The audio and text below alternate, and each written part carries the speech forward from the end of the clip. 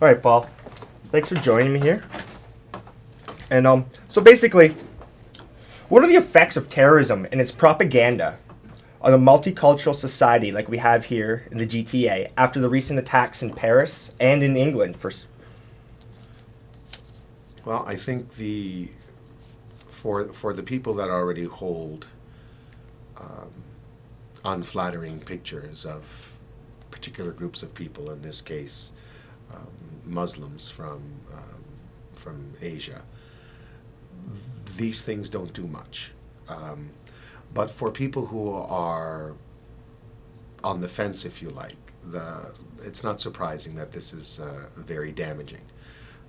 Because it will continue to brand a group of people, paint them with the same brush, when not the entire group is behaving this way, nor do they support, although you would hope that people would have more critical thinking and to see the propaganda for what it is. But unfortunately, these are exactly the same ideas that find their way into the mainstream press, and they reach the largest groups of people, and I think you can see the outcome all around us. Okay. Now, speaking of the Muslim community, with about 25,000 Syrian refugees expected to come to Canada, we have about 346 that have already arrived. What ideology should Canadians have towards the refugees coming to Canada? Well, I think the first thing that we have to do is to understand that these are the people that are running away. So life wasn't going to be good for them there, and they felt that it would be better to start over in another country rather than stay in their own. So I would hope that Canadians would open up their arms and have compassion and understanding.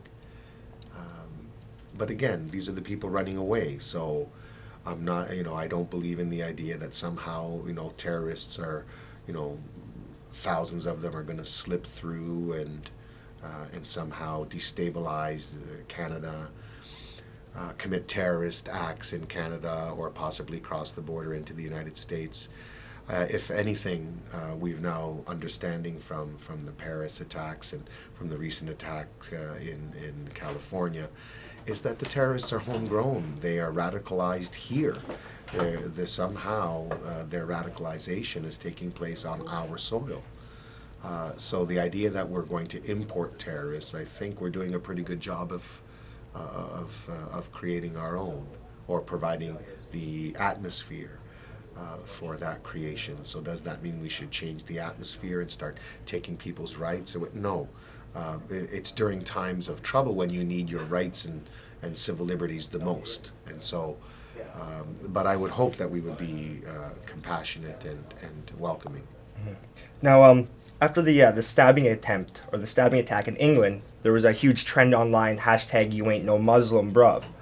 And how can social media play in a role in denouncing certain stereotypes of the Muslim community? Because we always hear about ISIS using social media to recruit.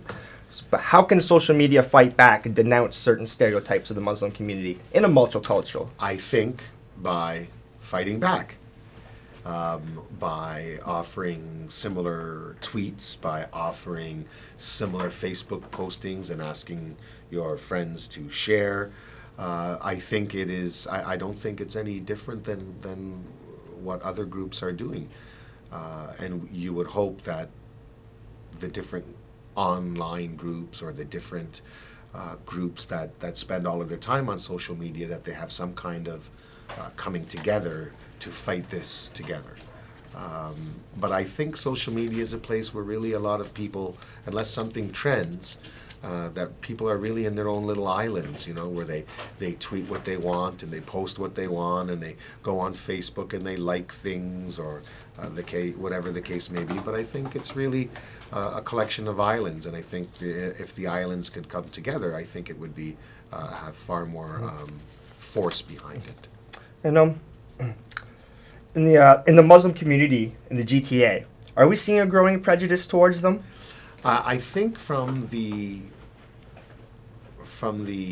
incidents that are being reported, the things that that necessarily don't make the news, but you hear about. So you have students talk about, they hear things in conversation, they hear things on the bus or the TTC, they hear things. So I would suspect that yes, it is the small individual incidents that people are that aren't being reported. But I think that nothing positive is going to come out of this terrorist propaganda that somehow every Muslim is a terrorist and we should fear all these Syrian refugees coming to Canada. The terrorists are going to slip through. We shouldn't be rushing them. And so, yeah. All right. And my final question, the term radicalization. How should our society in Canada perceive the term radicalization or Islamic radicalization?